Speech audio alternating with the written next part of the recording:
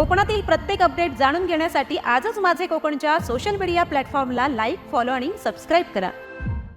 राष्ट्रीय ऊर्जा संरक्षण अभियानांतर्गत 58 वीज युनिट बचत केल्याबद्दल राष्ट्रपती द्रौपदी मुर्मू यांच्या हस्ते सन्मानित झालेल्या ब्रह्मकुमारी सुनंदा बहन यांचा खेडमध्ये भव्य सत्कार करण्यात आला। खेडमधील महाड नाका येथील प्रजापिता ब्रह्मकुमारी ईश्वरीय विश्वविद्यालयात हा सोहळा उत्साहात पार पडला।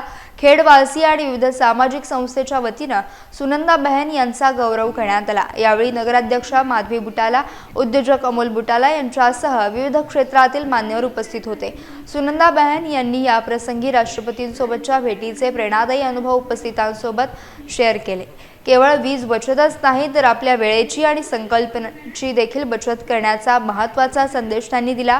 वीज बचतीचा हा पुरस्कार म्हणजे ईश्वरीय कार्याचा सन्मान असल्याचं त्यांनी नम्रपणे नमूद केलंय।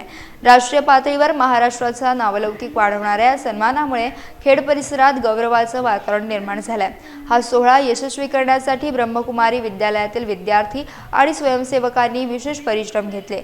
या कार्यक्रमामुळे समाजात ऊर्जा संवर्धन आणि आध्यात्मिक मूल्यांची जपणूक करण्याची प्रेरणा मिळेल असा विश्वास व्यक्त होतोय।